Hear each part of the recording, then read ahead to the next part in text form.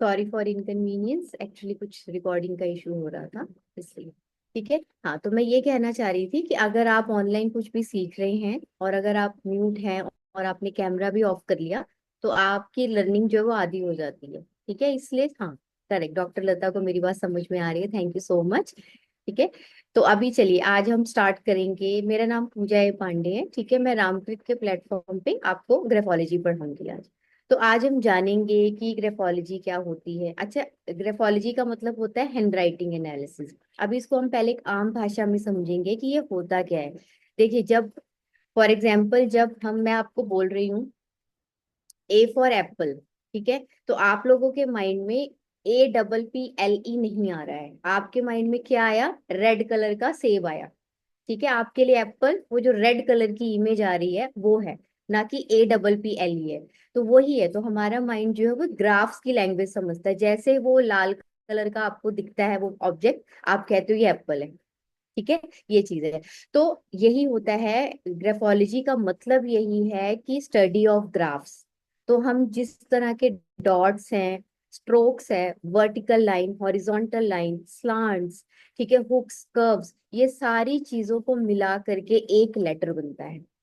ठीक है, अब उन लेटर्स को, अब देखिए क्या होता है कि हम सब ने नर्सरी क्लास में एक जैसी फॉर्मेशन सीखी होती है, लेकिन जैसे जैसे हम बड़े होते जाते हैं अपने उस पे, हमारी जैसे जैसे साइकोलॉजी हमारी डेवलप होती है, हम सबकी राइटिंग डिफरेंट होती है। इनफैक्ट आप अपनी 10 साल पुरानी राइटिंग देखेंगे और आपकी राइटिंग देखेंगे, उसमें भी आपको डिफरेंस दिखेगा। अब इसका रीजन क्या है?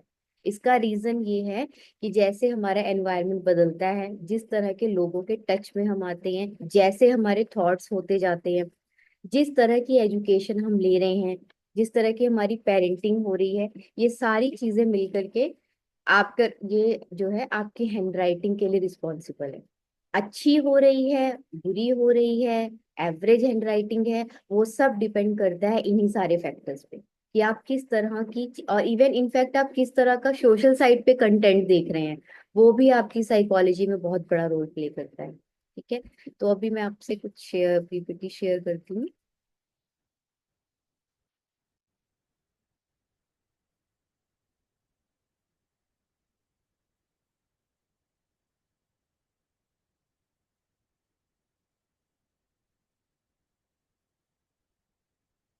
ये आपको दिख रही है स्क्रीन? प्लीज कोई एक मुझे थम्स अप दे दो। स्क्रीन, हाँ ठीक है, थैंक यू डॉक्टर लता। ठीक है, तो देखिए, what is graphology? The science of reading your subconscious mind. अब सबकॉन्शियस माइंड क्या होता है? सबकॉन्शियस माइंड होता है आपका अवचेतन मन। ठीक है, जैसे फॉर एग्जाम्पल किसी को अगर, हम सबको पता है कि जो हमारा सबकॉन्शियस माइंड है ना, वो हर वक्त जागता रहता है। तो मतलब एक छोटा बच्चा जो मदर के पेट में, जिस टाइम से वो मदर के पेट में कंसीव हुआ है वो बच्चा, तब से उसकी मेमोरीज बनना स्टार्ट हो जाती है। ठीक है, तो और जब बच्चा पैदा हो रहा है, छोटा सा बच्चा भी है वो, चाहे वो 2-3 महीने का बच्चा भी है, उसका भी सबकॉन्शियस माइंड एक्टिव है। तो कई बार ऐसा होता है कि हम लोग कहते हैं, जैसे आप लोगों ने भूल भुलैया मूवी देखी होगी सबने, तो कैसे होता है कि उसकी मेमोरीज जो है वो चीजों को कैसे कनेक्ट कर लेती है उस पर्टिकुलर सीन के साथ, क्योंकि उसका जो सबकॉन्शियस माइंड है उसने वो सारी स्टोरी कहीं ना कहीं अपनी लाइफ के साथ रेजोनेट कर लिया था। तो सबकॉन्शियस माइंड हमेशा आपकी सारी चीजों को देख रहा है, इसीलिए कहते हैं कि कभी भी हम, मतलब नोइंगली और अननोइंगली, कभी भी अपने लिए या अपने घर वालों के लिए कभी भी कोई बैड वर्ड्स नहीं बोलने चाहिए, क्योंकि आपका सबकॉन्शियस माइंड हर चीज को सच मानता है। चाहे आप पॉजिटिव बोल रहे हो, चाहे आप नेगेटिव बोल रहे हो, वो ये बोलेगा कि इसको ये देना है, ये बोलता रहता है। इसलिए कभी भी आज के बाद आप लोगों को कोई भी नेगेटिव सेंटेंस या डाउट नहीं रखना है। The science of reading your subconscious mind, your traits, behavior pattern through your handwriting and signature. It removes money blockages, harmonize relationship, improve health and attract success। ठीक है, तो आप लोगों को लगेगा कि ये राइटिंग से कैसे हम ये सब इम्प्रूव कर सकते हैं? बिल्कुल, राइटिंग से ही आप सब कुछ इम्प्रूव कर सकते हैं। क्यों? क्योंकि ये आप ही लिख रहे हो, ये इट्स अ न्यूरो साइंस, इसमें कोई जादू ऐसा कुछ नहीं होता। ये न्यूरो साइंस है। आपका सबकॉन्शियस माइंड ने जो चीजें देखी हैं, जो ब्लॉकेजेस हैं, वो सब कुछ आपकी राइटिंग में दिखता है। बस उसको जानने के बाद कि अच्छा okay, this is the problem, ये रूट कॉज है, इसको हम इम्प्रूव करेंगे, ऑटोमेटिकली चेंजेस आपकी लाइफ में आएगा। हम में से बहुत से ऐसे लोग हैं जिनको अपने बारे में पता ही नहीं होता है। क्यों? क्योंकि lack of self belief, lack of self confidence, हमेशा दूसरों की नजरों से अपने आप को देखना, इस वजह से भी हम अपने से मिल नहीं पाते हैं। बट ये जो हैंड राइटिंग है ना, इसको हम कहते हैं ब्रेन राइटिंग। ब्रेन राइटिंग, ठीक है, ये आपको आईना दिखाने का काम करता है बेसिकली। ठीक है। सो hand writing has a psychological effect on personality. ठीक है, ये बिल्कुल प्योरली इट्स अ साइकोलॉजी। ठीक है। Each time you practise the change letter, you command your brain to think differently by altering the way you write. Your problems do not change but your attitude towards them change. ठीक है, इसका मतलब देखिए क्या है। अब जैसे for example मेरे पास कोई आता है और वो ये कहता है कि मैं काम को बहुत ज्यादा टालती हूँ, मुझे आदत है काम को टालने की। तो राइटिंग में हम एक पर्टिकुलर फॉर्मेशंस देते हैं कि आपको इसी चीज को 3 मंथ्स तक लगातार प्रैक्टिस करना है। आप डेली उसको कंसिस्टेंटली प्रैक्टिस करेंगे ना, आपको 21 डेज के अंदर ही आपको चेंजेस दिखने लग जाएंगे। जैसे कि मैं एक बहुत आम भाषा में समझाती हूँ। हम सबको पता है कि बोन्स को स्ट्रॉन्ग करने के लिए कैल्शियम चाहिए होता है। उसके लिए हमारे पास घर में बहुत सारे अच्छी अच्छी डाइट्स है जो हम कंज्यूम कर सकते हैं, प्लस एक्सरसाइज भी कर सकते हैं। पर हम में से बहुत से लोग हैं जानने के बाद भी नहीं करते हैं। फिर हम क्या करते हैं, हम सप्लीमेंट्स लेते हैं। सप्लीमेंट्स की हेल्प से अपने बोन्स को स्ट्रेंथ देते हैं। ठीक है। तो वही सेम हैंड राइटिंग भी है। हम सबको पता है what is right, what is wrong, हमें अपनी डेली लाइफ को कैसे रखना चाहिए, हमें अपने विचार कैसे रखने चाहिए, लेकिन स्टिल हम नहीं कर पाते हैं क्योंकि बहुत सारे रीजन होते हैं। कई बार हम करना चाहते हैं पर हमारी फैमिली में ऐसे लोग होते हैं कि हम नहीं कर पाते हैं, हमारे पास्ट लाइफ ट्रॉमास होते हैं, बहुत सारी चीजें होती हैं। तो ये hand writing it's a reverse psychology. तो आपने हैंड राइटिंग से अपने ब्रेन को वापस मैसेज भेज रहे हो कि नहीं, you have to do like this, you have to do like this. ठीक है। या तो सीधे हाथ चलो, नहीं तो आपको दूसरे तरीके से हेल्प लेके अपने लाइफ में इंप्रूवमेंट करनी होती है। तो यही ये चीज यही होती है ग्राफोलॉजी। ठीक है। सो आई थिंक आप लोगों को समझ आ रहा होगा। इनकेस कब कुछ डाउट हो तो आप बीच में हैंड रेज कर सकते हैं। चलिए देखिए अब क्या होता है। अच्छा, एक चीज और भी है, अभी आप लोगों के माइंड में ये क्वेश्चन आ रहा होगा कि आजकल तो कोई लिखता ही नहीं है, सब मेल्स का जमाना है, हम फोन पे टाइप करते हैं, ये करते हैं, कौन बैठेगा लिखने के लिए, तो फिर तो ये साइंस का यूज ही नहीं है। देखिए, आपको पता है कि जब हम लिखते हैं, हमारी जो फिंगर्स है ना, जब हम पेन पकड़ते हैं और पेन का प्रेशर जब हमारे फिंगर्स के थ्रू पड़ता है ना, तो हमारे ब्रेन की मसल्स एक्टिवेट होती है। तो राइटिंग करने से आपके ब्रेन की एक्सरसाइज हो रही है। जैसे ब्रेन को शार्प रखने के लिए हम कहते हैं चेस खेलो, पजल सॉल्व करो, है ना, सारी माइंड वाली एक्टिविटीज करो, बुक रीड करो। इन द सेम वे जब हम लिखते हैं तो हमारे जो ब्रेन की वो एक्सरसाइज होती है। दूसरा, हमारे ब्रेन में ऑक्सीजन की सप्लाई बहुत अच्छी रहती है। तो आप राइटिंग से किसी का ब्रीदिंग पैटर्न भी बहुत अच्छे से पता कर सकते हो कि इसका ब्रीदिंग पैटर्न कैसा है, इसके लंग्स हेल्दी हैं कि नहीं है। ये सारी चीजें भी आपको राइटिंग से पता चलती, इसलिए लिखना इज वेरी इंपॉर्टेंट। आप लिखेंगे, आप ग्रेटिट्यूड लिखिए, उसमें आपकी राइटिंग की प्रैक्टिस भी हो जाएगी, आपका ब्रेन भी हेल्दी रहेगा। आपकी जो ये हमारे माइंड में सबसे ज्यादा जगह किसने लिया होता है, टंग ने लिया होता है। उसके बाद लिम्स आते हैं, हैंड्स आते हैं। ठीक है, फिर ये फिंगर्स आती हैं, हैंड्स फिंगर्स ये आते हैं। तो ये इन सब चीजों का बहुत बड़ा रोल है हमारी life. Now, who is eligible to get a handwriting and signature analysis session? अब एलिजिबल, अब आपको क्या करना है, आपने ये चीज सीखी, अब आप छोटे बच्चों पे अप्लाई नहीं करेंगे। अंटिल बच्चा 12 साल का हो जाएगा, जब उसकी प्यूबर्टी आ जाती है, जब उसका खुद का एक डिसीजन लेने वाला स्टेज आता है कि नहीं अब मैं कुछ चीजें खुद भी करूंगा, मम्मी पापा से हटके भी करूंगा, तब आपको एनालिसिस करना होता है। उससे पहले छोटे बच्चे में पेरेंट्स का इम्पैक्ट ज्यादा होता है, इसलिए कई बार आपके एनालिसिस सही नहीं जाएंगे till 90 years of the age. ठीक है, अब आप कहेंगे कि 90 साल तक लोगों के हाथ तो कांपने लगते हैं। तो वही है, जब आपके ब्रेन में ऑक्सीजन की सप्लाई जो है वो कम होने लगती है तो आपके हाथों का प्रेशर भी लूज पड़ता है। इसलिए लिखते रहिए, जितना हो सके उतना लिखते रहिए।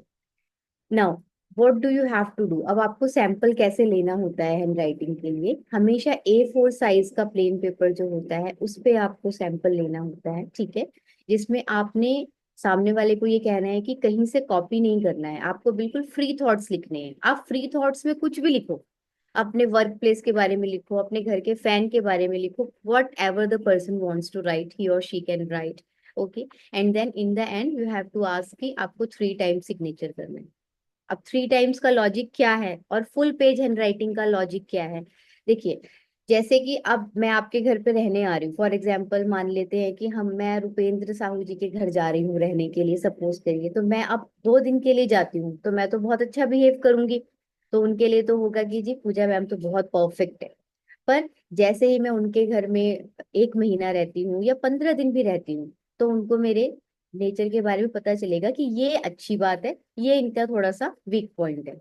ऐसे ही इसीलिए हम फुल पेज राइटिंग मांगते हैं कि स्टार्टिंग में 4 लाइन तो कोई भी सजा के लिख देगा, पर जब जैसे जैसे वो पूरा पूरा नीचे लिखता जाएगा, उसको आपको उसका एक्चुअल ट्रेट समझ में आएगा कि अच्छा ये फॉर्मेशन ये रिपीटेडली बना रहा है पूरी राइटिंग में।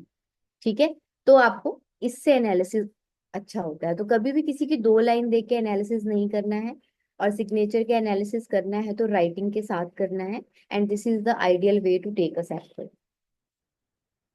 देखो, अब हाउ ग्राफोलॉजी वर्क कैसे करती है। हम सबको पता है कि हम डेली हमारे दिमाग में मल्टीपल थॉट्स आते हैं। ठीक है, बहुत सारे इमोशंस आते हैं, बहुत सारे थॉट्स आते हैं। हम उन इमोशंस को बहुत बारी शेयर नहीं कर पाते हैं, और वो हमारी बॉडी में कहीं ना कहीं क्लटर होते हैं, और जब क्लटर इकट्ठा होने लगता है तो हेल्थ इश्यूज बनते हैं। इसलिए उसको निकालना इज वेरी इंपॉर्टेंट। तभी कहते हैं कि कोई भी इशू है तो 72 आवर्स के बीच में सॉल्व कर लो, अदरवाइज नहीं तो उसने आपके बॉडी में जगह बना ली, माइंड में। So if not share such feeling can lead to depression, overthinking. So outlet it needed to remove those emotions. ठीक है, तो उसके लिए हमारा जो ब्रेन है वो आउटलेट करता है किसके थ्रू? हैंडराइटिंग के थ्रू, सिग्नेचर के through. Every feeling emotion is then transported from brain to your handwriting and signature. इसलिए लिखो कि अगर आपके पास कोई शेयर करने के लिए नहीं है तो आप लिखो। उससे भी आपकी लाइफ में आप खुद देखेंगे कि आपकी लाइफ में बहुत इंप्रूवमेंट आता है। अब देखिए, आपको अब लोगों को लग रहा होगा कि ठीक है इतना तो है, लेकिन फिर भी क्यों जरूरी है, हम क्यों चेंज करें? देखिए, सबसे पहले ये आपका सेल्फ कॉन्फिडेंस बढ़ाएगा। जब आपको सामने से आपकी राइटिंग के थ्रू ही आपको पता चल रहा है कि ये मेरी वीकनेसेस हैं, ये मेरी स्ट्रेंथ है, आप अपने बारे में जानोगे, तो आपके पास टूल रहेगा, इम्प्रूवमेंट का स्कोप बहुत अच्छा हो जाता है अपनी लाइफ में। इसलिए आपका कॉन्फिडेंस भी बढ़ेगा। आपको पता चला आपने अपने पे काम किया, तो ऑटोमेटिकली आपका कॉन्फिडेंस बढ़ेगा। आपको ये समझ में आ जाएगा कि मैं बहुत ज्यादा सोचती हूँ, या मैं बहुत ज्यादा प्रैक्टिकल हूँ, तो मुझे थोड़ा सा बैलेंस करना है। बहुत सारी चीजें आपको इससे पता चलती हैं। सो आपका कॉन्फिडेंस अच्छा होता है, कंसंट्रेशन एंड फोकस इंक्रीज होता है इससे आपका, क्योंकि इसमें हम बहुत सारे थेरेपीज बताते हैं कि फोकस कंसंट्रेशन के लिए आपको क्या करना चाहिए। Good hand and mind coordination. अब आपने कई लोगों को देखा होगा कि उनका ना, जैसे फॉर एग्जांपल क्लास में एग्जाम चल रहा है या टीचर डिक्टेट कर रही है, तो उनकी जो माइंड है और हैंड्स मैच नहीं होते हैं। तो इसलिए उनका माइंड इतना फास्ट चलता है कि उस चक्कर में जो उनके हैंड्स है वो स्पीड को मैच नहीं कर पाते, और उनकी हैंडराइटिंग गंदी हो जाती है। तो क्या होता है कि क्यों? क्योंकि ब्रेन बहुत फास्ट चल रहा है, उसके स्पीड के हिसाब से जो आपका हाथ नहीं चल पा रहा है। तो इसलिए आपका जो good hand and mind coordination है होता है। अब जैसे माइंड आपको कहता है कि ये चीज उठाओ, और आपने 1 मिनट के पॉज के बाद उठाई वो चीज, तो दैट मीन्स माइंड और हैंड का कोऑर्डिनेशन वीक है। तो इस हैंड राइटिंग से आपकी वो चीज भी अच्छी होती है। क्लैरिटी इन माइंड, आपको बहुत सारी क्लैरिटी मिलती है कि आपको किस वे में अपनी लाइफ को लेके जाना है। आपका स्ट्रेस रिड्यूस होता है। आपकी फाइन मोटर स्किल्स जो है वो मजबूत होती है। फिंगर्स मैंने बताया ना बहुत बड़ा रोल प्ले करती हैं। तो फिंगर्स के थ्रू आपकी मसल्स की जो है वो एक्सरसाइज होती है जितनी बार आप लिखते हैं। Now, uses of graphology. अब आप इसको, इस साइंस को यूज कहाँ कर सकते हैं? Understanding your self. ठीक है, अपने आप को अंडरस्टैंड करने के लिए आप इसको यूज करेंगे। ठीक है, सबसे पहले तो हमें अपना भला करना है, फिर दूसरों का करना है। ठीक है, चाइल्ड डेवलपमेंट, आपके घर में छोटे बच्चे हैं, उनको अंडरस्टैंड करने में बहुत हेल्प मिलती है। इनफैक्ट 12 साल के बाद के बच्चों पे तो आप ये साइंस अप्लाई कर सकते हो, और उनको सी, एक होता है कि हम मिडल एज में चीजें सीख रहे हैं, लेकिन जो बच्चे हैं, जो 12 साल के बाद के बच्चे, अगर हम उनको स्टार्टिंग से ही ये सारी चीजें बता देंगे तो उनकी लाइफ में कितनी ब्लेसिंग्स है। वो बहुत सारी चीजों से बच जाएंगे जो हमने सफर किया है, फेस किया।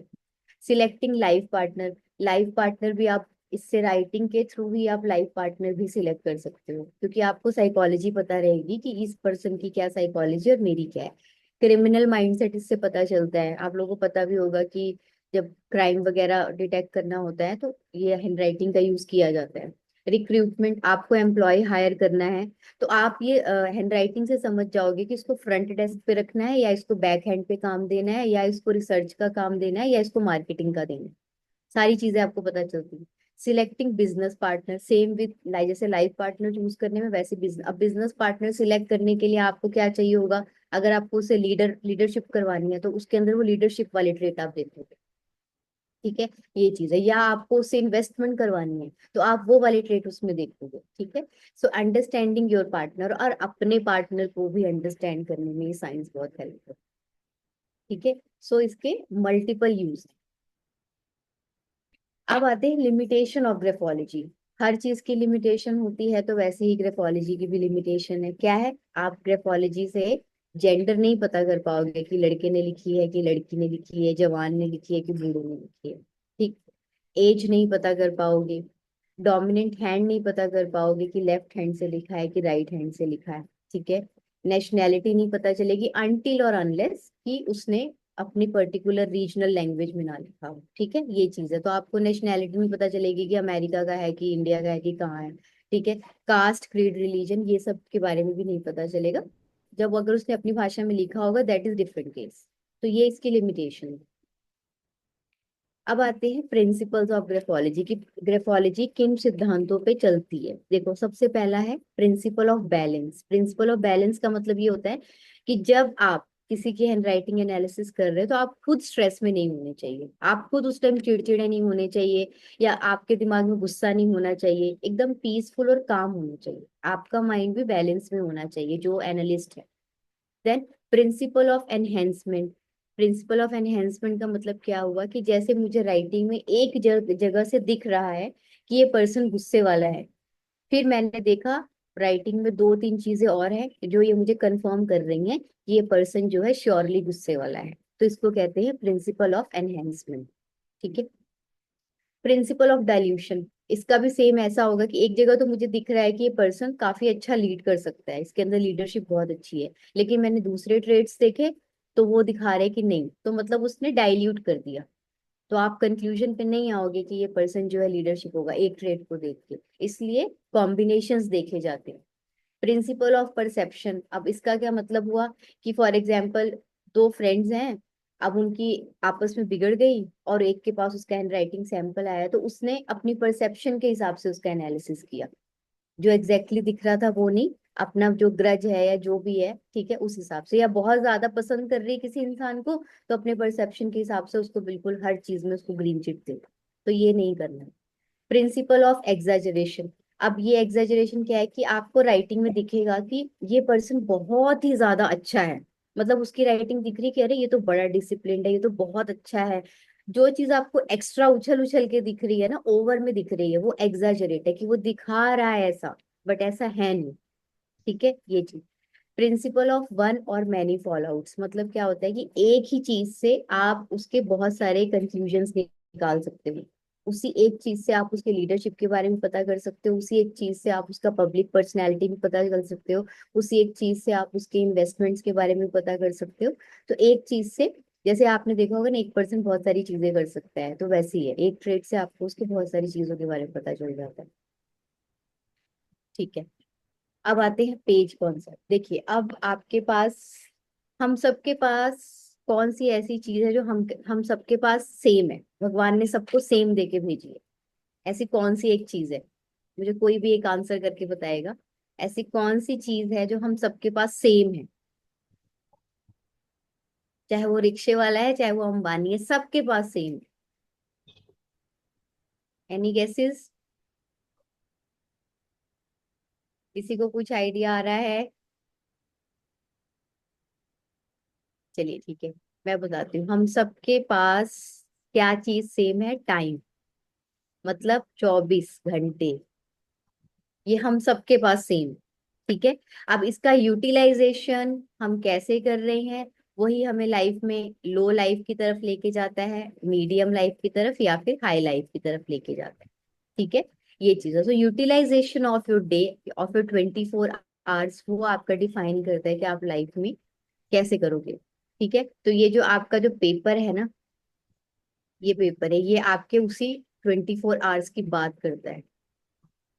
ठीक है, फुल जो है। ठीक है, अब क्या होता है, देखिए कैरेक्टर बिल्डिंग प्रोसेस कैसे होता है। कैरेक्टर, किसी भी इंसान का कैरेक्टर कैसे बनता है, पहले उसके पास एक थॉट आता है। थॉट सिर्फ एक हल्का सा विचार आया, ठीक है। अच्छा, फिर उसने उसको वर्ड में कन्वर्ट किया। वर्ड मतलब समझ लो कि मेरे पास, मुझे भूख लगी है तो मेरा एक विचार आया कि मुझे भूख लगी है, मेरे मेरे दिमाग में ये चीज आई, तो मैंने उसको वर्ड में कन्वर्ट कर दिया, हंगर, ठीक है, मान लो। ठीक है, अब जब मुझे हंगर मतलब जब भी मुझे भूख लगती है तो मैं क्या करती हूँ, मैं ऑटोमेटिकली किचन में जाती हूँ। हम सब यही करते हैं, हमें भूख लगती है तो हम किचन में जाते हैं। ठीक है, तो ये क्या था, ये एक्शन किया हमने। ठीक है, अब ये हैबिट में बनेगा। अब जब भी हमें ये भूख का विचार आएगा, हम कहेंगे मुझे भूख लगी है, हम किचन में जाएंगे, और ये हमारी आदत बन गई क्योंकि हम डेली ये चीज कर रहे हैं। ठीक है, और यही सारी चीजें मिल करके इंसान का कैरेक्टर बनता है। ठीक है, इसीलिए कहा जाता है कि कोई भी हैबिट आपको डेवलप करनी है तो उसको 21 डेज तक लगातार करो, बिना ब्रेक के। आपका चेन ब्रेक नहीं होना चाहिए, तो ऑटोमेटिकली वो चीज आपकी हैबिट में आ जाती है। और अगर आपने 3 मंथ्स तक उसको लगातार कर लिया, बिना उसको प्रोक्रेस्टिनेट किए, तो वो चीज आपके कैरेक्टर में आ जाती है। Got it. तो आपको इस तरह से कोई भी हैबिट, अच्छी हैबिट डेवलप करनी है या कोई भी हैबिट छोड़नी है, तो आपको इसी तरीके से 21 डेज तक बिना चेन ब्रेक किए सेम टाइम पे करना है। और देखिए, आपको खुद अपने आप उस चीज की आदत पड़ जाएगी, और 3 मंथ्स लगातार कर लिया तो वो आपके कैरेक्टर में आ जाएगी।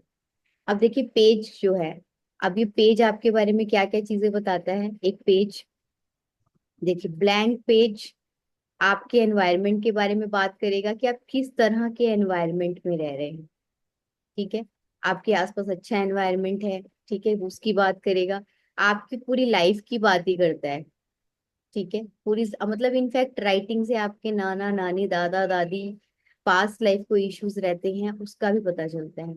आपका स्कूल कैसा रहा होगा, आपका सोशल सर्कल कैसा है, आपके इमोशंस कैसे हैं, मेंटल लाइफ, फिजिकल लाइफ, ठीक है, सब चीज की बात करता है ये पेज।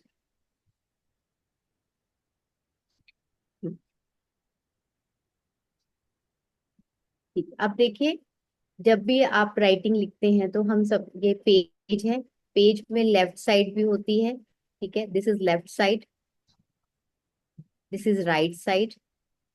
ठीक है, ये होता है टॉप, ठीक है, और नीचे हो गया बॉटम। तो ये जो लेफ्ट होता है, लेफ्ट साइड, इसको हम लोग कहते हैं 0 to 7 years। ठीक है, और ये वाला जो साइड होता है राइट मार्जिन, ठीक है, ये लेफ्ट मार्जिन हुआ, ये राइट मार्जिन हुआ, ये होता है 7 to 14 years।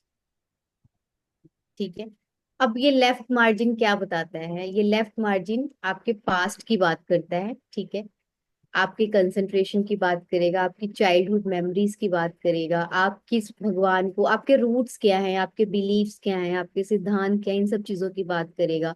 कलेक्टिव एक्सपीरियंस की बात करेगा। मदर, इस टाइम पे 0 से 7 years की एज में मदर के साथ, मदर का टाइम मिलना इज वेरी इंपॉर्टेंट, क्योंकि मदर जो है वो आपको इमोशन सिखाती, क्रिएटिविटी सिखाती है। मतलब जिन चीजों को हम गिन नहीं सकते हैं ना, वो बेसिकली वो क्या हुआ, वो क्रिएटिविटी होगी, इमोशंस हो गया, वो सब हमें मदर से मिलता है। और जिन चीजों को हम देख सकते हैं, फील कर सकते हैं, कैलकुलेट कर सकते हैं, वो सारी चीजें एक्शन ओरिएंटेड होती हैं, और वो हमें कहाँ से मिलती हैं, वो हमें फादर से मिलती है। इसलिए 7 to 14 years ऑफ एज में फादर की प्रेजेंस, फादर का रोल इज वेरी इंपॉर्टेंट। अगर फादर स्ट्रांग है, और इस 7 to 14 years की एज में बच्चे ने फादर के साथ टाइम स्पेंड किया, फादर को स्ट्रांग एक्शंस लेते देखा, फादर को अकम्पनी किया, तो बच्चे के अंदर भी वो सारी चीजें डेवलप होंगी। क्यों? क्योंकि राइट मार्जिन क्या बताता है, फ्यूचर की बात करेगा, आपके एक्सपेंशन की बात करता है। अननोन्स, मतलब अननोन्स का मतलब क्या हुआ कि अपॉर्चुनिटी आप कितनी ले सकते हो, स्ट्रेंजर्स के साथ कैसे डील कर सकते हो, रिस्क टेकिंग टेंडेंसीज, गोल, अपॉर्चुनिटी, ये सारी चीजें जो है वो राइट मार्जिन से पता चलती हैं। ठीक है, सो अगर एक नॉर्मल वर्ड्स में बोलूँ तो राइट मार्जिन आपके एक्शंस की बात करता है, और लेफ्ट मार्जिन आपके आपके रूट्स के साथ कैसे जुड़ाव है, फैमिली को के लिए आप कैसे करते हो, रिलेशनशिप आप हेल्दी बना पाते हो कि नहीं बना पाते हो, मूडी हो या नहीं हो, या मूड मूड को अपने बैलेंस करके रख सकते हो, ये सब चीजें आपके लेफ्ट साइड से पता चले। इसलिए जो भी घर में अब जैसे पेरेंट्स हैं वो ध्यान रखें कि 0 to 7 years मदर के attention is more important, and 7 to 14 years father के attention is more important. Else अगर फादर वीक होते हैं, फादर फिगर, तो बच्चों का एक्शन टेकिंग टेंडेंसीज जो है वो वीक होता है। ठीक है, ये चीज है। तो अभी हम यहाँ पे करेंगे लेफ्ट मार्जिन। ठीक है, चलिए मैं आपको लेफ्ट मार्जिन के बारे में कुछ बताती हूँ। आगे से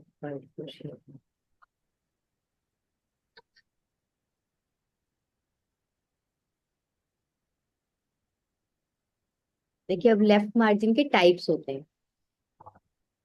तो अभी हम लेफ्ट, आप लोगों के पास अगर राइटिंग है अपनी या आपने ऑलरेडी लिख के रखा हुआ है, तो आप देखिएगा कि आपके लेफ्ट मार्जिन कैसा जा रहा है। देखिए, पहला जो लेफ्ट मार्जिन होता है, पहला जो लेफ्ट मार्जिन का टाइप होगा, ठीक है, वो होगा straight left margin. Straight, straight left margin मतलब, स्ट्रेट लेफ्ट मार्जिन का मतलब क्या हुआ कि लाइन, जैसे आपने एक लाइन लिखी, उसी के नीचे दूसरी लाइन आ रही है। ठीक है, तो मतलब आपकी जो लाइंस है वो आगे पीछे नहीं हो रही है, बिल्कुल बैलेंस्ड है। एक लाइन के नीचे दूसरी लाइन आ रही है, वो अगर हो भी रही तो हल्का फुल्का कोई एक आध लाइन जो है जो हल्की सी आगे या पीछे होगी। अदरवाइज नहीं तो 80% जो है बिल्कुल आपको स्ट्रेट दिखेगा। ठीक है, ये चीज है। तो इसको कहते हैं हम लोग स्ट्रेट लेफ्ट मार्जिन। अब ये स्ट्रेट लेफ्ट मार्जिन का मतलब क्या होता है, इस केस में क्या होगा कि अगर आपका जो मार्जिन है, ठीक है, स्ट्रेट लेफ्ट मार्जिन है। अच्छा, एक चीज और मैं आपको बताऊंगी कि चलिए ठीक है, अभी पहले ही करते हैं, इसको कहेंगे स्ट्रेट लेफ्ट मार्जिन। तो ऐसे लोग क्या करेंगे, जो भी उनकी फैमिली में रूल्स रेगुलेशंस बने होते हैं ना, उसको ये बहुत फॉलो करते हैं। मतलब कि हाँ, ये मेरे रूट्स हैं, अपने रूट्स की वैल्यू करेंगे, अपने कल्चर की। शशि शेट्टी प्लीज आप इसको मत ड्रॉ करिए यहाँ पे कुछ भी। ठीक है, तो ये, ठीक है, तो लेफ्ट मार्जिन अगर स्ट्रेट है, मतलब एक लाइन के नीचे दूसरी लाइन प्रॉपरली आ रही है, तो ये लोग जो है, जो भी उनके घर में रूल्स बनाए गए जाते हैं, जो मम्मी ने सिखाया होगा, जो इनका कल्चर सिखाता है, जो भी है, ये उसको फॉलो करते हैं। ठीक है, ये चीज है। अब देखिए, इसी में कंट्रास्टिंग दूसरा देखेंगे।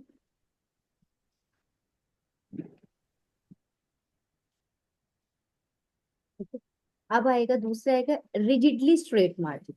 मतलब रिजिडली स्ट्रेट लेफ्ट मार्जिन का मतलब क्या हुआ कि आपको लग रहा है कि जैसे उस पर्सन ने बिल्कुल, जैसे मतलब स्केल से कोई लाइन मार के फिर लिखा हुआ है, कि मतलब गलती से भी एक अल्फाबेट भी आगे पीछे उसका नहीं गया, इतनी ज्यादा बिल्कुल आपको एकदम ऐसे लग रहा है कि जैसे प्रिंट आउट करके निकाला हो किसी ने, कि बिल्कुल भी लाइंस जो है वो आगे पीछे हुई नहीं है।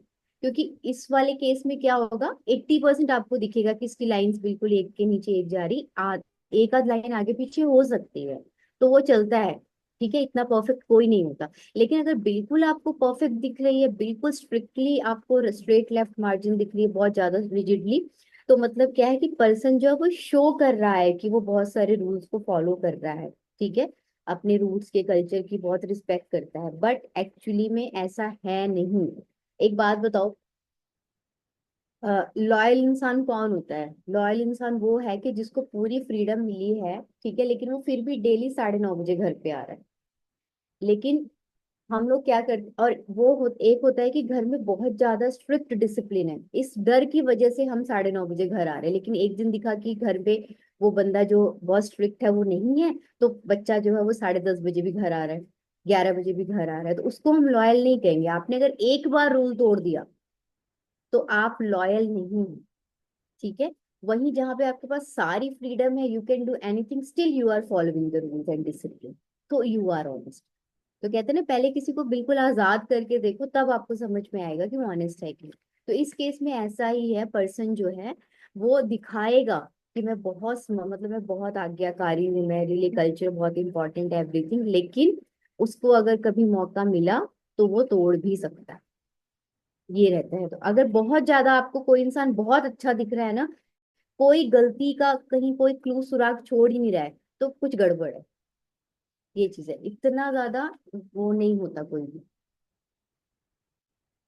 चलिए, अब आते हैं, नेक्स्ट आते हैं हम लोग, देखिए,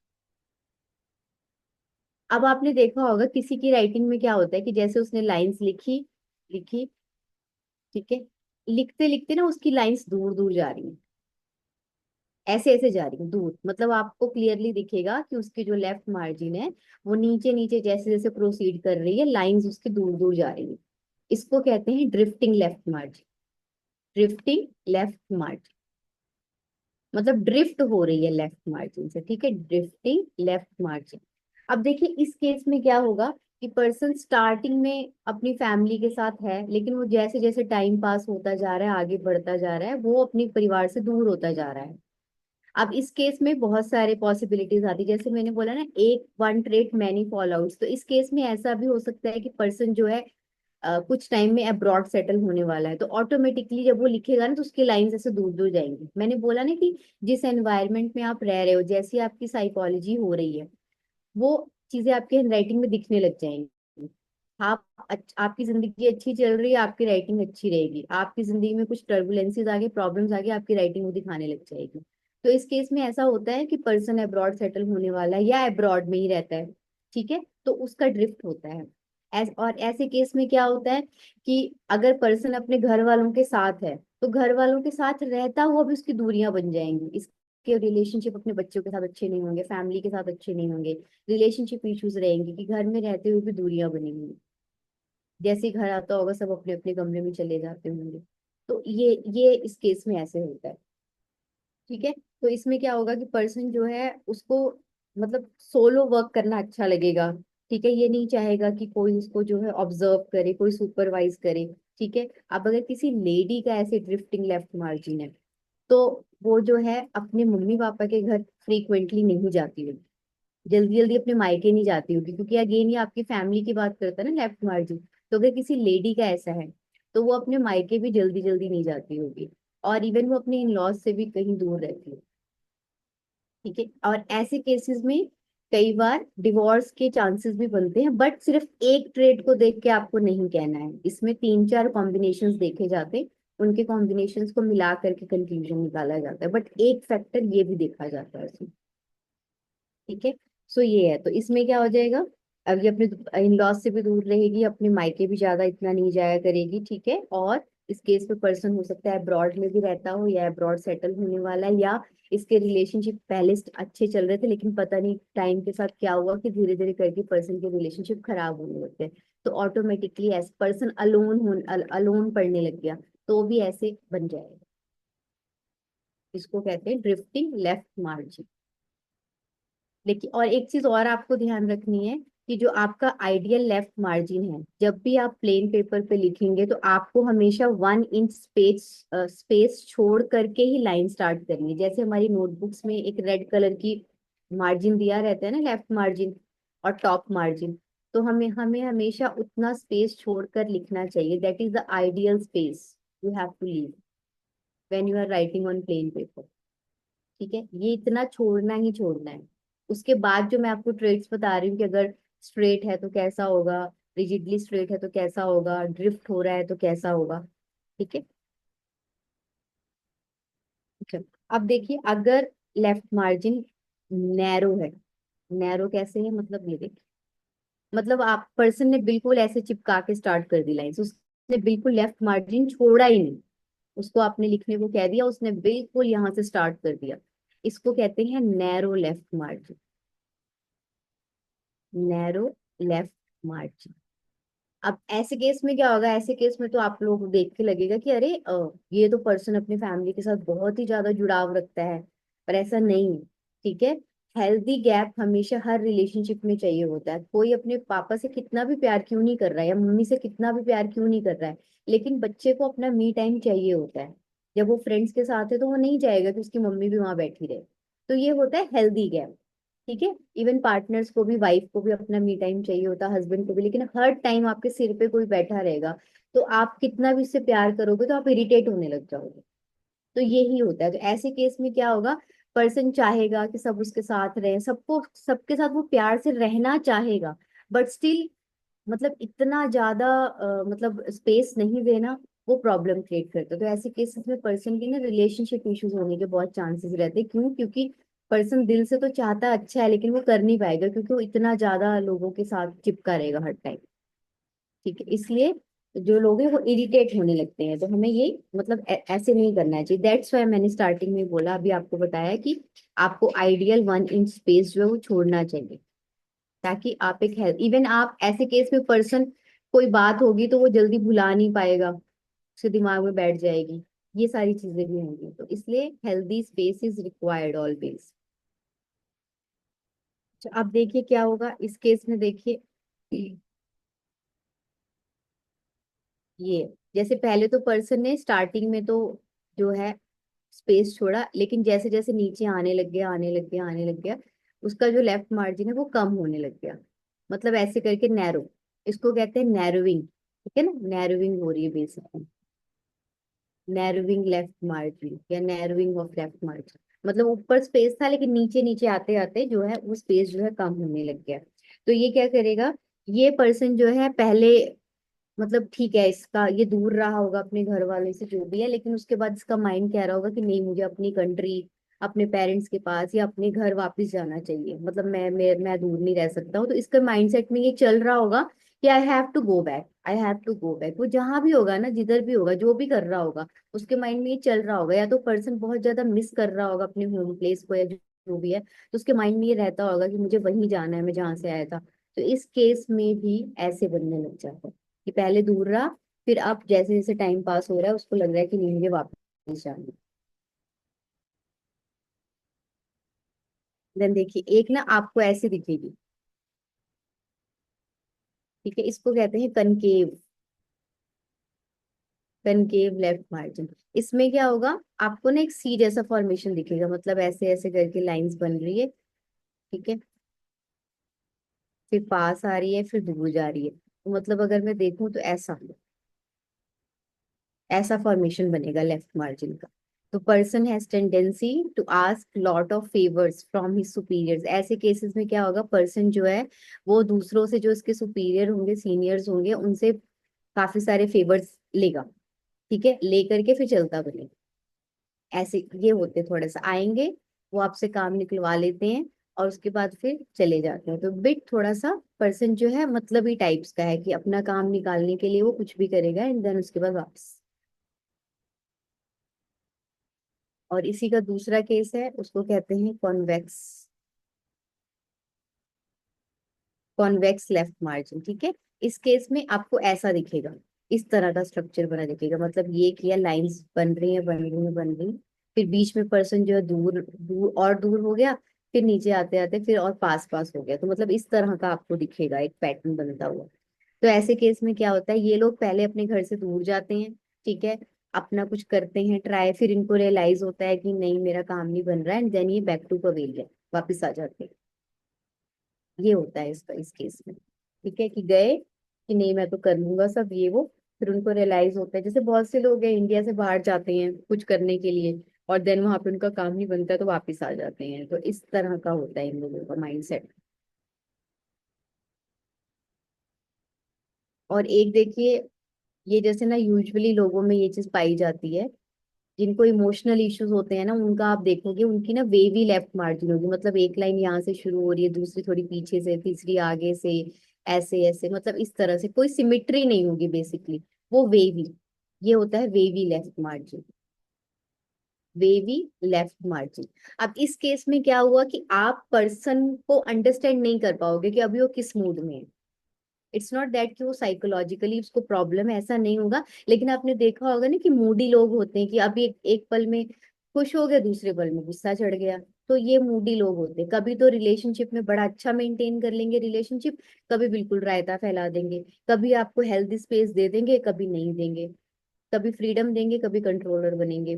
तो इस तरह का होता है इनका wave। तो ये लोग रिबेलियस नेचर के होते हैं टुवर्ड्स रूल्स एंड रेगुलेशन। कभी तो ये सोसाइटी के रूल्स को, फॉर एग्जाम्पल, कभी ये नेशनल एंथम पे खड़े हो जाएंगे, कभी नहीं खड़े होंगे। कभी अपने कल्चर को कहेंगे हाँ चलो ये वाली रस्म कर लेता हूँ, कभी कहेंगे मैं क्यों करूँ। ठीक है, तो ये रिबेलियस नेचर होता है इनका towards rules and regulations of the society. थोड़े से अलग ऑड थिंकर होते हैं ये। इंटरकास्ट मैरिजेस वगैरह करने में भी इन लोगों को रहता है कि क्यों कास्ट सिस्टम फॉलो करना है, क्यों ये करना। तो ऐसा होता है इंटरकास्ट मैरिजेस का भी इन लोगों का माइंडसेट होता है। ठीक है। बहुत ज्यादा उन लोगों के साथ कंफर्टेबल होते हैं ऐसे लोग जो डिफरेंट कल्चर के होते हैं, क्योंकि अलग सा सोच रखते हैं ना, ये इनको आप किसी एक दायरे में बांध नहीं पाओगे। ये चीज है। ऐसे लोग होते हैं। और मूडी भी होते हैं, सबसे ज्यादा मूडी होते हैं, तो इसलिए रिलेशनशिप थोड़े से इनके गड़बड़ रहते हैं। और इनका खुद के साथ भी फिर इनको प्रॉब्लम फील होती है, इसलिए वे भी नहीं करना है। जैसे मैंने आपको आइडियली बताया है कि लेफ्ट मार्जिन में 1 इंच स्पेस छोड़ना ही छोड़ना है, जितना हमारी नोटबुक्स में दिया रहता है, और 1/8 ऑफ द पेज, कुछ भी कह लो। सो दिस इज अब देखिए आप लोगों को, अब जैसे आपने किसी को दिया कि आप जी लिख कर लेकर आओ सैंपल। अब उस पर्सन ने क्या किया, उस पर्सन ने पेपर लेकर के पेपर को फोल्ड किया, लेफ्ट साइड से हल्का सा फोल्ड किया, और फोल्ड करने के बाद उसको फिर ओपन किया, तो ऑटोमेटिकली वहां पर एक इमेजिनरी लाइन बन गई। ठीक है ना, लेफ्ट मार्जिन को हल्का सा फोल्ड किया, और फिर उसको जब आप ओपन करोगे तो वहां पर एक ऑब्वियसली एक लाइन बन जाती है। वो बनने के बाद उसने लिखना स्टार्ट किया। अब देखो उसने स्केल का यूज नहीं किया। ठीक है, उसके पास प्लेन पेपर था, बट स्टिल उसने फोल्ड पेपर किया, एक मार्जिन सा बन गया इमेजिनरी, एंड देन उसके बाद लिखना स्टार्ट किया। तो ऐसे केस में क्या होता है, ये लोग काफी सेल्फ डिसिप्लिन्ड लोग होते हैं। मतलब सेल्फ डिसिप्लिन भी कहाँ से आया होता है इनके अंदर, हो सकता है इनके घर में कोई गवर्नमेंट एम्प्लॉय रहा हो, या फिर घर में रूल्स बहुत ज्यादा फॉलो किए गए होंगे, तो इनके अंदर भी वो आदत पड़ गई है ऐसा करने की, कि इनको फ्रीडम मिली लेकिन स्टिल इन्होंने देखो मार्जिन बनाया, तो वैसे इनको फ्रीडम मिलेगी बट स्टिल इनके दिमाग में वो डिसिप्लिन रूल्स वो सब रहेंगे। ये चीज है। बाकी ये है कि मार्जिन वो बनने के बाद भी, उसके बाद भी उनकी लाइंस कैसे जा रही हैं, वो आपको वो भी देखना पड़ेगा आपको, कि चलो मार्जिन तो इन्होंने बना लिया लेकिन उसके बाद लाइंस की सिमिट्री क्या है, वो आप चेक करोगे ना, उससे वो भी वो वाला ट्रेड भी आपका कम होगा। सो ये हमारा जो है ये लेफ्ट मार्जिन है। ठीक है, तो आज हमने लेफ्ट मार्जिन के बारे में सीखा। लेफ्ट मार्जिन से ही आप अब एटलीस्ट ये पता कर सकते हो कि वो पर्सन जो है उसके अंदर क्रिएटिविटी कैसी होगी, उसके अंदर इमोशंस कैसे होंगे, उसको अपने कल्चर को लेकर के उसका कैसा दिमाग चलता है। ठीक है, अपनी फैमिली में रहते हुए भी दूर है या ऐसा क्या है, मतलब रिलेशनशिप इश्यूज है कि नहीं है, ये सारी चीजें आपको लेफ्ट मार्जिन को देख कर ही पता चल जाएगी। सबसे इंपॉर्टेंट चीज ये है। देखिए अभी जस्ट हमने एक ही चीज की है, सिर्फ एक चीज की है, और उसी से आप उसके बारे में कम से कम 3-4 चीजें बता सकते हैं। सिंपल। तो ऐसे ये बहुत डीप साइंस है, मतलब ये अमेजिंग है एक्चुअली। मेरी लाइफ में देखिए जो वैल्यू ऐड हुई है वो ग्राफोलॉजी के थ्रू ही हुई है, इसी से मैंने अपनी लाइफ को बहुत इंप्रूव किया है, एंड मैं I have done so many things. Obviously मैं यहाँ पे अपने अचीवमेंट्स नहीं गिनाऊंगी आप लोगों को, बट इतना जरूर कहूंगी कि अगर मैं आज इसको पढ़ा रही हूँ बहुत कॉन्फिडेंटली, तो इसी साइंस की वजह से ही पढ़ा रही हूँ आज। ठीक है, I have change my life with the help of graphology. चलिए अब हम एक आज एक अल्फाबेट करेंगे। अच्छा मैं आपको दे रही हूँ 3-4 वर्ड्स लिखने को दे रही हूँ, आप फटाफट लिखेंगे। पहला अल्फाबेट, पहला वर्ड लिखिए क्विक। क्विक। और कर्सिव वाला क्यू लिखना है, कैपिटल वाला क्यू नहीं लिखना है, ठीक है, कर्सिव वाला क्यू लिखेंगे, क्विक। This one. ठीक है, मतलब मैं अगर बता दूंगी तो फिर तो फायदा ही नहीं रहेगा ना, तो फिर आप मुझे कॉपी कर लोगे। Quick. Quite. Queen. Quilt. QUILT, quilt. Queen. QUEEN, queen.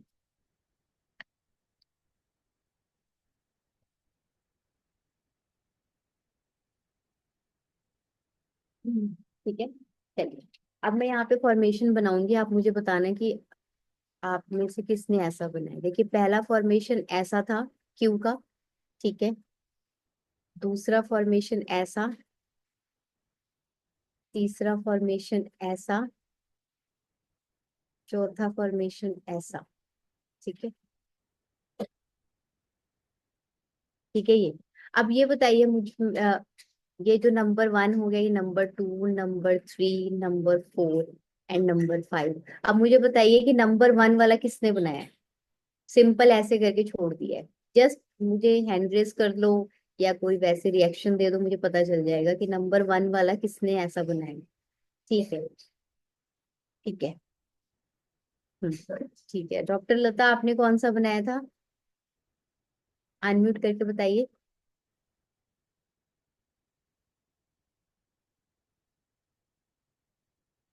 आप अनम्यूट नहीं कर पा रही अपने आप को? हाँ बताइए, आपने कौन सा बनाया था? आपकी आवाज नहीं आ रही है, आप मुझे फिंगर से बता दीजिए।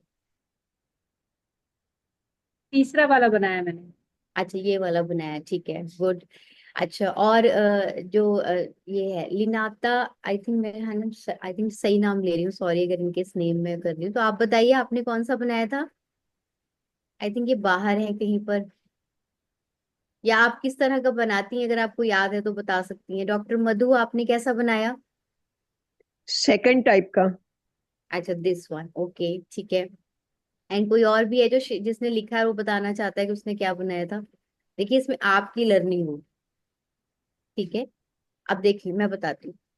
अभी मुझे हाँ डॉक्टर लता, डॉक्टर लता मुझे एक चीज बताना कि आपने ऐसे लिखा था, जैसे फॉर एग्जाम्पल मैंने क्विक बोला था, तो आपने इस तरह से लिखा था या आपने इस तरह से लिख दिया था? कौन सा वाला लिखा था? फर्स्ट वन, ये स्ट्रोक यहाँ से कनेक्ट था, ठीक है। देखिए अब क्या होता है, नंबर वन, ठीक है। ओके जॉयश्री ने ऐसा बनाया था, ठीक है, अभी बात करेंगे। ओके अच्छा मुझे लता जी ये बताइएगा कि आज तक आपने अपनी लाइफ में मोस्ट ऑफ द टाइम जो भी आपकी लाइफ में अपॉर्चुनिटीज आई होंगी उसको बहुत स्मार्टली ग्रैब किया होगा, है ना? आप माइक ऑन करके बताइए। यस। ठीक है, तो यू नो कि मुझे कहाँ पर क्या एक्शन लेना है और टाइमली चीजों को करना, ठीक है। ये हो गया, मैं अभी बताऊंगी कि किस वजह से मैंने बताया, ठीक है। अब आ जाते हैं डॉक्टर हम्म, मधु पे। डॉक्टर मधु हम्म, आप मुझे बताइएगा कि क्या ऐसा होता है कि आपको चीजें दिखता है कि यहाँ पर चीज गलत है, मुझे एग्रेसिवली स्टैंड लेना चाहिए, मुझे मना करना चाहिए, या मुझे थोड़ा पैशन दिखाना चाहिए, बट स्टिल आप थोड़ा ठंडे पड़ जाती हैं, आप कहते हैं कोई बात नहीं, ठीक है, बाद में चीजें आराम से हो जाएंगी, कोई दिक्कत नहीं है, शांत रहती हूँ थोड़ा सा, ऐसा होता है फिर नहीं, बात? एग्रेसिव एग्रेसिव तो हो जाती थी मैडम। मैं हाँ। एक्चुअली रिटायर्ड हम्म, प्रोफेसर हूँ। तो अच्छा। स्टूडेंट पर नाराज भी होती थी। हम्म पर ये है कि उनको फिर उनका करेक्शन भी कराती थी, गलती को हम्म ठीक कराती थी। ऐसा हम्म। एग्रेसिव, उस सेंस में एग्रेसिव नहीं थी। हाँ नहीं, हाँ वो वही वही वाली बात कि जैसे एकदम से तुरंत कुछ गलत हुआ और मतलब बच्चे को हिट हिट तो खैर नहीं, वो तो गलत हो जाएगा, वैसे ही उस कॉन्टेक्स्ट में है भी नहीं। लेकिन ये होता है कि हम्म, आप थोड़ा पॉज ले लेती हैं कि मैं इसको थोड़ी देर बाद समझा दूंगी, अभी इसने जो गलत कर दिया कर दिया। या आपकी लाइफ में भी जैसे कुछ आया, चीजें आई, तो आपने कहा कि चलो ठीक है, अभी मैं जहां पर हूँ ठीक है, ये चीज को मैं आगे कंसीडर कर लूंगी कभी, ठीक है, मतलब या कुछ, मैडम। हाँ मतलब कुछ ना कुछ एग्रीड, लाइफ में। एग्रीड। हाँ हाँ ठीक है। चलिए, अब जॉयश्री ने मुझे बोला था कि उन्होंने ये नंबर वन बनाया, अब इस केस में क्या होता है कि इनको ना, इनके सामने रिसोर्सेज हैं, ये हम्म, कर भी सकती हैं, पर ये कर हम्म, नहीं पाए, मतलब राइट टाइम पे वो जैसे कहते हैं ना, कर नहीं पाते। और कर नहीं पाएंगी, बस हम मिस हो जाएगा इनसे, जैसे यस मतलब। यस। हाँ हाँ, मतलब चौका मारने के लिए इनके पास बैट बहुत बढ़िया सा है, फील्ड सब कुछ अच्छी है, इनके पास एनर्जी भी बहुत बढ़िया है, लेकिन मिस कर दिया इन्होंने, बस वो चीज है, तो राइट टाइम पे एक्शन इनका मिस हो गया, ठीक है, ये चीज। तो अभी मैं आपको बताऊंगी। तो देखिए अब कितना अमेजिंग है, सिर्फ एक अल्फाबेट को भी इम्प्रूव करके ना आप अपने अंदर एक पर्टिकुलर चीज जो चाहते हैं वो इम्प्रूव कर सकते हैं, ठीक है। तो देखिए अभी पहला वाला जो है ना, इस केस में जो ये पहला वाला मैंने क्यू बनाया था, ये आपका ना बेसिकली क्यू अल्फाबेट क्या बताता है, aggression at the right time, okay.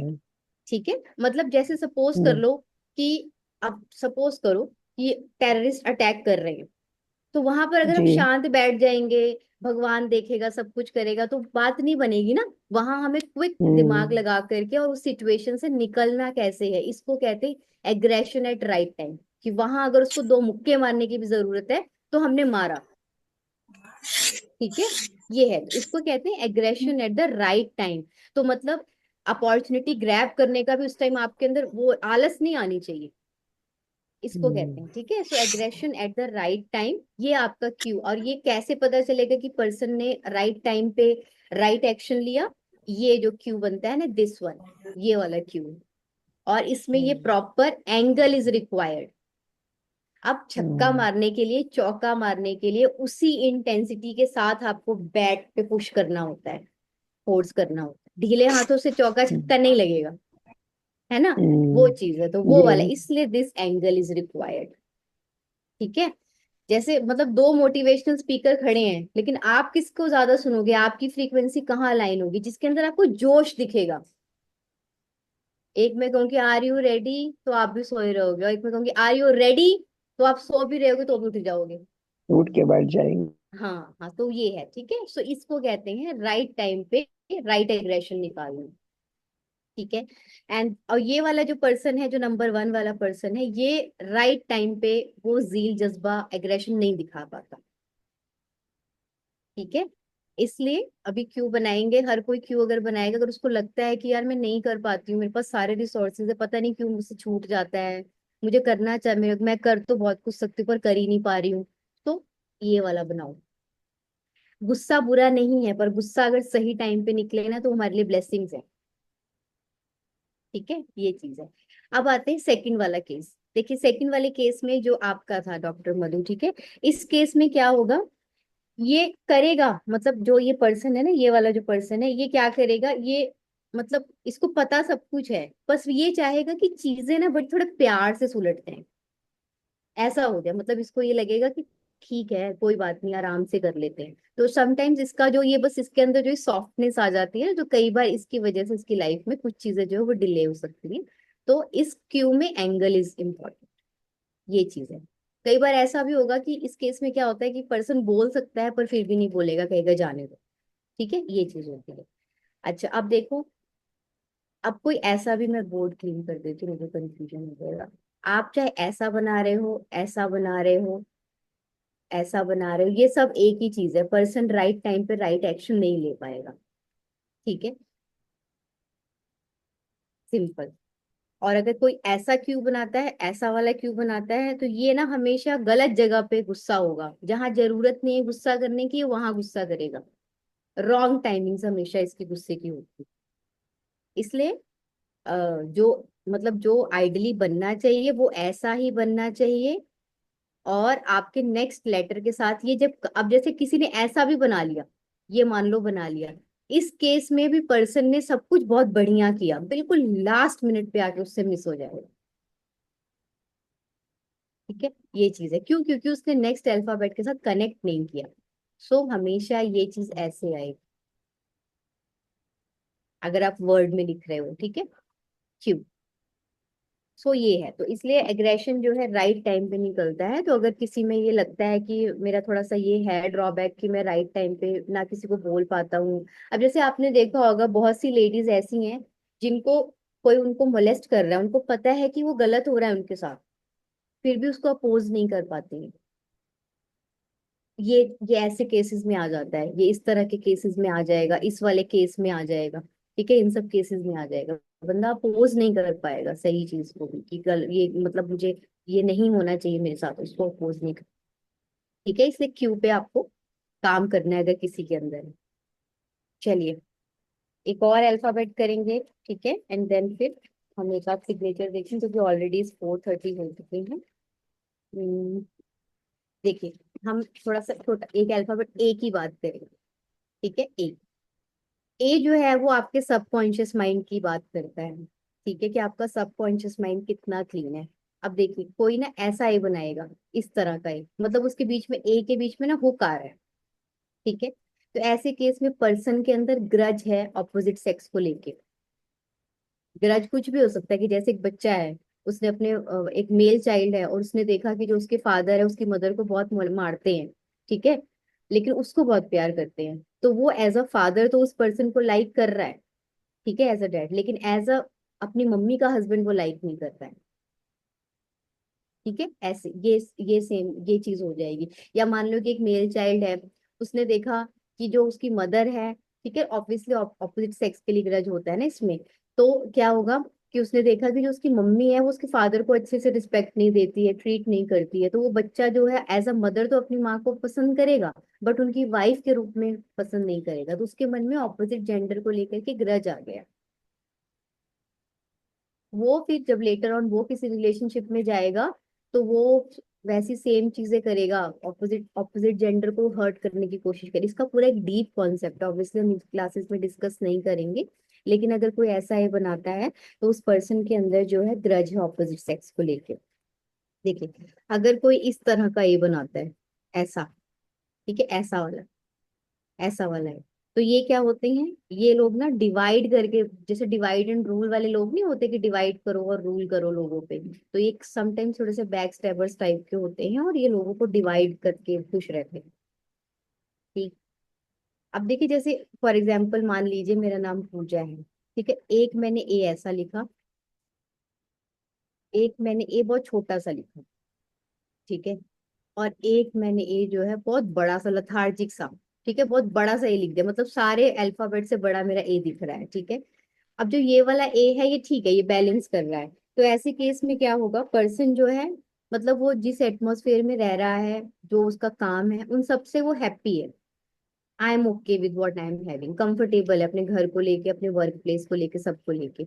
लेकिन इस केस में जहां पर उसका ए अल्फाबेट ही सबसे छोटा बन रहा है, स्क्वीज्ड बन रहा है, मतलब पिचका हुआ बन रहा है, ठीक है, तो ऐसे केस में क्या होगा कि पर्सन इज नॉट कंफर्टेबल। अब या तो वो अपने घर के माहौल से खुश नहीं होगा, या उसकी लाइफ में जो लोग हैं उनसे खुश नहीं होगा, या वो अपना घर बदलना चाहता है, उसको अपना घर छोटा लग रहा होगा, या वो अपने घर में रेनोवेशन करवाना चाहता है, ठीक है, या वो अपने जॉब में खुश नहीं है, अपनी जॉब बदलना चाहता है, अपने बॉस से खुश नहीं, मतलब कुछ उसकी लाइफ में ऐसा है। अब देखिए क्या होता है कि जब हम ग्राफोलॉजी में जब हम एनालिसिस करते हैं तो we have to know the story of everything. हमें हर चीज का पता हो, ऑब्वियसली रियल लाइफ से ये सारी स्टोरीज बन के आती हैं। अब मैंने कह दिया कि स्क्वीज्ड ए में पर्सन इज नॉट कंफर्टेबल, ठीक है, अपने घर से कंफर्टेबल नहीं है, तो सबके साथ ये चीज नहीं जाएगी। कंफर्टेबल वो हो सकता है, वो किसी रिलेशनशिप को लेकर के कंफर्टेबल नहीं है, इसलिए भी उसका ये ऐसा बन रहा है। तो आपको सारे प्रॉम्प्ट्स देने होंगे,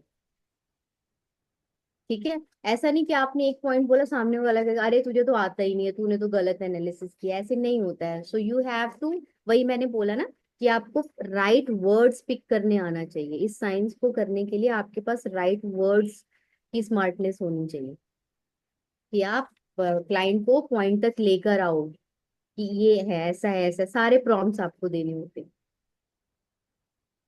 और अब ये वाला है, जैसे मैंने एक्स्ट्रा बड़ा ये बना दिया, तो मैं बहुत ही ज्यादा कंफर्टेबल हूँ, काउच पोटैटो हूँ, जगह एक जगह अगर एक सोफे पे बैठ गई तो 4 घंटे नहीं वहां से उठी, लथार्जिक टाइप्स, ठीक है, ये चीज है। और अगर वहीं पर मैंने मान लो ऐसा बना दिया, थोड़ा ओवलिश टाइप का ए बना दिया ऐसा, ठीक है ना, मतलब ऐसा ऐसा थोड़ा ए बना दिया ओवल टाइप्स का, तो ये वाले लोग अनईजी होते हैं। अगर इस सोफे पे बैठे रहेंगे तो रिमोट से खेलते रहेंगे, पैर हिलता रहेगा, एक जगह टिक के नहीं बैठ पाएंगे, कुछ ना कुछ इनको करना है। तो अगर किसी लेजी पर्सन को, ऐसे काउच पोटैटो वाले पर्सन को आपको थोड़ा सा एक्टिव बनाना है, तो उसको कुछ टाइम के लिए स्क्वीज्ड ए प्रैक्टिस करने को दे दो, ठीक है। हाँ, अब देखिए कई लोग ना बिल्कुल परफेक्ट ए बनाएंगे, मतलब बिल्कुल परफेक्ट राउंड राउंड सा ए बनेगा, जो परफेक्ट सा बनता है। ये लोग परफेक्शनिस्ट होते हैं, ऐसे लोग, इनको हर चीज बहुत परफेक्शन के लेवल पे पसंद होती है। तो ऐसे लोग थोड़े चिड़चिड़े भी होते हैं, क्योंकि परफेक्शन इज अ मिथ, ठीक है, आपके लिए परफेक्शन कुछ और है, मेरे लिए कुछ और है। तो ये लोग का रिलेशनशिप इश्यूज भी होता है, जल्दी किसी के साथ जेल्ड अप नहीं कर पाते, और अगर ये लोग वेट पुट ऑन कर लेंगे तो जल्दी लूज नहीं कर पाएंगे, और अगर इनका वेट बहुत ज्यादा लीन है तो पुट ऑन नहीं कर पाएंगे, हेल्दी वेट अचीव नहीं कर पाएंगे। इसलिए इतना राउंडिश परफेक्ट नहीं, एक नॉर्मल जैसे फ्री हैंड होता है ऐसा इज गुड, ठीक है। तो ये हो गया कुछ, हमने ए के बारे में डिस्कस किया, ठीक है। ऐसे बहुत और भी फॉर्मेशन है बट हम ये ज्यादा डिस्कस नहीं करेंगे, ठीक है। So you want me to discuss signature, और जस्ट जो मेरे पास एक दो सिग्नेचर आए हैं मैं उसमें से कुछ डिस्कस करती हूँ आपके साथ, चलिए।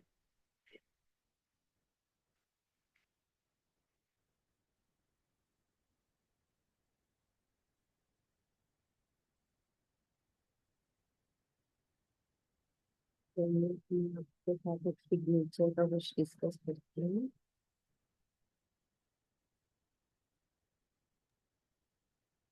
देखिए ये सिग्नेचर ही हम देखते हैं, ठीक है। अब I think she is there और not, let me check first. Suchita, are you there? कि हमें थोड़ा कंफर्मेशन मिलता है तो अच्छा रहता है। सुचिता इज नॉट देयर, ओके, जो है नहीं उसका हम नहीं देखेंगे।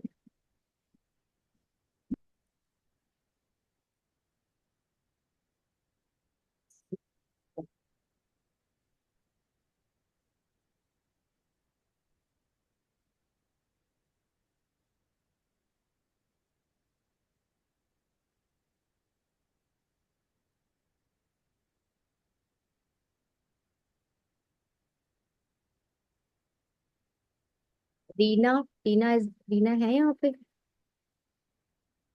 रीना भी नहीं है। चलिए, तो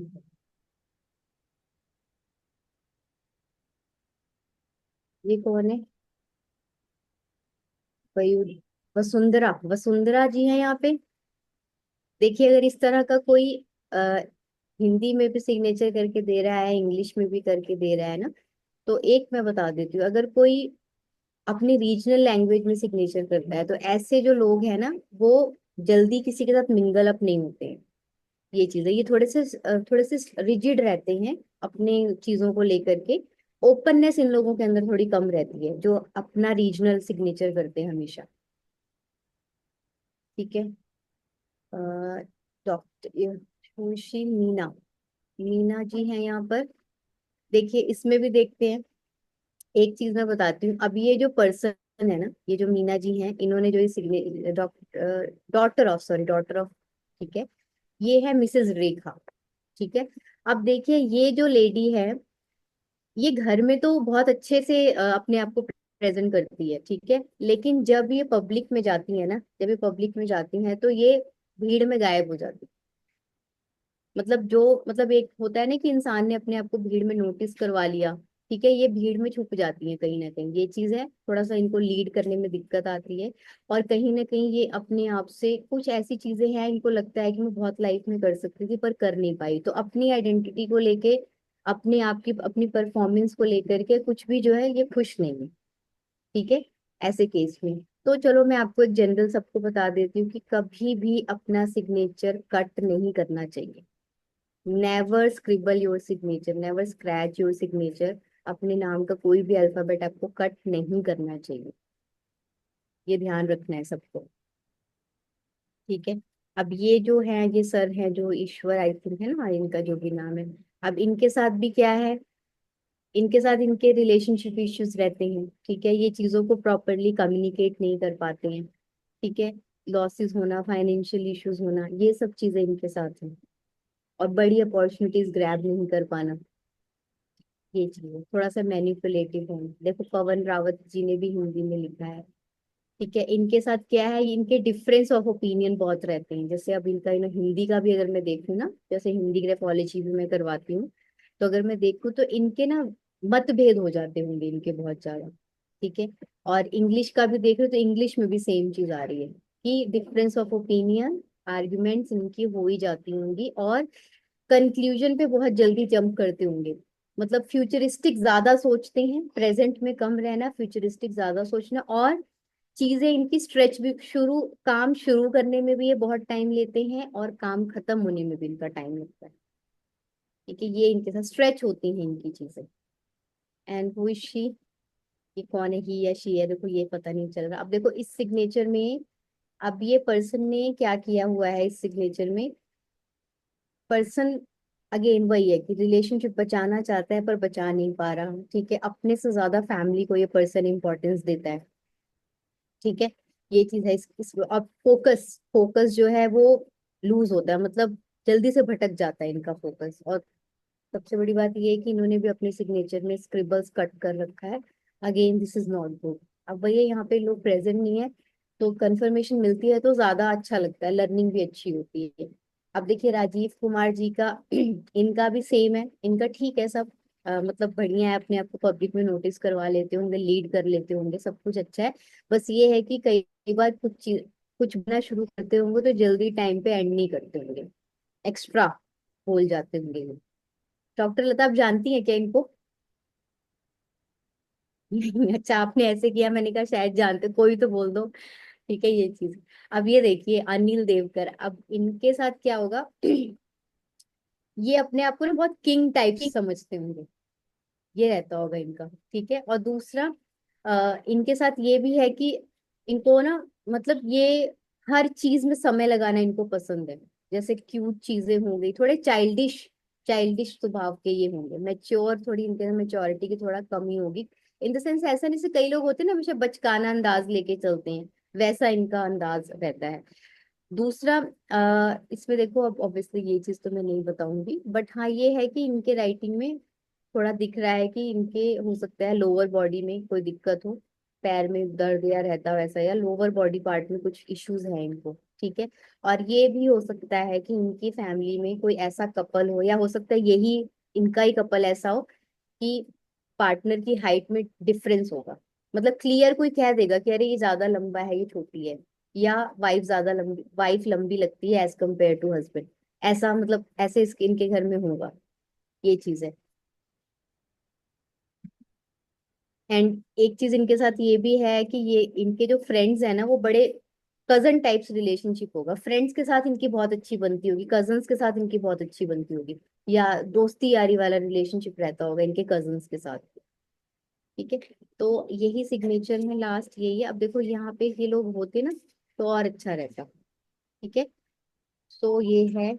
एनीवेज, अब आप मुझे ये बताइए, हमने 1 घंटा यहाँ पे बैठ के ग्राफोलॉजी पढ़ी है, सो आपको लगता है कि ये साइंस को लर्न करना चाहिए और अपनी लाइफ में वैल्यू ऐड करनी चाहिए? क्योंकि इससे आप सब कुछ इम्प्रूव कर सकते हैं। You can improve anything what ever you want, you health, relationship, finances, अपनी प्रेजेंटेशन, अपना सोचने का नजरिया, एवरीथिंग। और मेरी तरह पढ़ा भी सकते हैं, कंसल्टेशन भी दे सकते हैं, ये चीज है। सो डॉक्टर लता को मैंने देखा था पूरे टाइम वो सुन रही थी, उन्होंने वीडियो ऑन किया था। तो डॉक्टर लता, आप ही मुझे बताइए कि आपको कैसा लगा। यू देयर, अभी आप गई हैं, कहीं चली गई हैं, बट अगर आप मुझे सुन रही हैं तो बताइएगा एक बार। लीनिता शिंदे, आप भी थी, आपने भी सुना है मुझे काफी हद तक, तो आप बताइए कि कैसा लगा आपको। Yes, ma'am. It was wonderful. अच्छा, आप If बीच में I'm कहीं। traveling, so I could not see. अच्छा, आवाज भी आ रही बहुत ज्यादा। Yeah, I'm in train now, traveling. It's okay, it's okay, no issues, no issues. So आप म्यूट कर लीजिए अपने आप। Doctor Lata, are you there? ये वीवो V222 5 कौन है? हाँ, आप करिए अपने आप को अनम्यूट। आप कितनी देर से काम कर रही हैं? मैं पहले आपसे बात ही कर लो, क्या काम कर रही हैं? हाँ जी मैम, राधे राधे। झंडे सिल रही हूँ मैम। क्या खेल रही हो? झंडे झंडे। झंडे खेल रही हो? खेल हाँ जी। पढ़ने के टाइम पे आप खेल कैसे सकती हैं? मुझे समझ नहीं आ रहा, इतना इंपॉर्टेंट टॉपिक चल रहा था। अब ये बताइए, आपको कुछ समझ में नहीं, आया? मैं सुन रही थी सर। नहीं, मैंने सब सुना देखा। हाँ, तो लगा आपको दोनों कि काम इससे हम जरूरी अपनी है। जिंदगी को चेंज कर सकते हैं? हाँ जी। हाँ, कुछ इससे आप हर। अल्फाबेट ऐसे होते हैं मतलब हाँ हाँ जी। हाँ, हाँ बोलिए बोलिए, आप बोलिए। मतलब कुछ अल्फाबेट ऐसे हैं जिनको चेंज करने से मतलब हमारी लाइफ में भी मतलब चेंज तो होएगा ही जब कुछ करेंगे तो। अल्फाबेट नहीं, बहुत सारी चीजें हैं। अभी तो जस्ट एक नॉर्मल, मैंने I am having a network issue, हाँ ओके जी। जॉयश्री, हाँ ठीक है, ठीक है, कुछ नहीं। अभी तो जस्ट मैंने आपको एक छोटी सी चीज बताई है, इसमें इतनी सारी चीजें हैं ना कि अब जैसे किसी को टाइम टेबल का इशू है, मैं आपको बता नहीं सकती, बहुत सारी चीजें इसमें, फिर कंफ्यूज हो जाओगे आप। तो हम अभी पॉइंट पे रहते हैं। डॉक्टर लता, आपने स्टार्टिंग से मुझे सुना था और मैंने आपको देखा था, आपने बहुत चीज पॉइंट मतलब लिखे भी हैं पॉइंटर्स, तो आप मुझे बताइए कि आपको कैसा लगा। Do you find it amazing that yes, it can add value in, I mean, very बताइए। गुड इवनिंग पूजा जी। एक्चुअली ये जो आप मैं बता ही देती हूँ। एक्चुअली जब ये कोर्स किया था मैंने, ऑलरेडी मैंने किया हुआ है, तो मेरा बहुत दिन से छूट गया था। सुधीर को सर के साथ ही किया था। आई थिंक मैंने आपके साथ ही किया था। अच्छा। तो मेरा छूट गया था, तो मैं वही देख रही थी कि आज आप पढ़ा रहे हो और मैं वापस से पढ़ रही हूँ।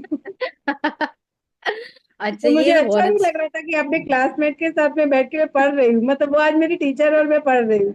एक्चुअली मेरा सी। छूट गया था, किसी कारणवश मेरा छूट गया था, जो मैं प्रैक्टिस नहीं कर पाई। हालांकि प्रैक्टिस करती हूँ मैं, ऐसे नहीं कि हाँ मैं क्लासेस दूँ। तो मैं इसीलिए नोट डाउन कर रही थी कि ये सब चीजें मैं देख रही हूँ, कर रही हूँ। तो इसीलिए इन सब चीजों से जो बदलाव आप कह रही है ना, वो हम्म। सचमुच होता है। लोगों को यहाँ पे विश्वास करना चाहिए कि आपकी राइटिंग का इम्प्रिंट जो होता है आपके ब्रेन के न्यूरोट्रांसमीटर सिस्टम में जाता है, और ब्रेन सेल्स आपको हमेशा सही गाइड करती है। हम्म। सी देखो, लाइव तो टेस्टिमोनियल मिल गया है। मेरी जर्नी का टेस्टिमोनियल ये दे रही है। तो ये तो बहुत ही इसीलिए मैं अच्छी आप लोग बात को है। बताना चाहूंगी कि इसका इम्पैक्ट जो है 101% आपको देखने मिलेगा लाइफ में। बिल्कुल आप खुद ही कहेंगे कि ना सचमुच कमाल है, सच में कमाल है। देखिए, पता है मुझे, जब मैंने ये कोर्स सीखा था ना, तो मुझे अपने पे बिल्कुल भरोसा नहीं था। लेट मी शेयर यू, मतलब मैं थोड़ी सी अपने बारे में ये बताऊंगी आप बिल्कुल लोगों सही को। बात है, क्योंकि 2021 और 22 की बात है। तब हाँ, तब से तो लेकर अब मैंने तक हम 20 लोग में, चल ही रहे हाँ। हैं। हाँ, तो जी, मेरे को उस वही टाइम टाइम था बिल्कुल जब उसी कॉन्फिडेंस टाइम नहीं पीरियड था। में हमने किया हाँ था। हाँ, करेक्ट करेक्ट। तो मुझे उस टाइम पे बिल्कुल भी अपने ऊपर कॉन्फिडेंस नहीं था, और बहुत सारे दिमाग में क्लटर्स भरे हुए थे। लेकिन इसको सीखने के बाद मेरी सबसे बड़ी प्रॉब्लम क्या थी? Stage fear. मुझे डर लगता था। मुझे ऐसे लगता था कि मेरे से ज्यादा सबके पास नॉलेज है। मतलब मैं सबको अपने से सुपीरियर समझती थी, सबको। लेकिन इस साइंस के बाद अपने में जो मैंने चेंजेस देखे, कि मैंने इसके बाद, ऑब्वियसली मैं तो पढ़ा तो रही हूँ, सबसे ज्यादा तो कंसल्टेशंस दे रही जीवन हूँ। से मैं ही देख रही हूँ आपके अंदर चेंजेस। हाँ, टेस्टिमोनियल्स तो जो मिले, मैंने 2 ब्यूटी पेजेंट्स पे पार्टिसिपेट किया है, और मैंने जीता भी है।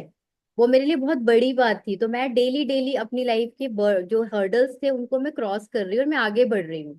और आज मैं अपनी जर्नी को देखती हूँ तो मुझे बड़ा प्राउड फील होता है कि मैंने फिर भी बहुत कम टाइम में बहुत अच्छा कर लिया।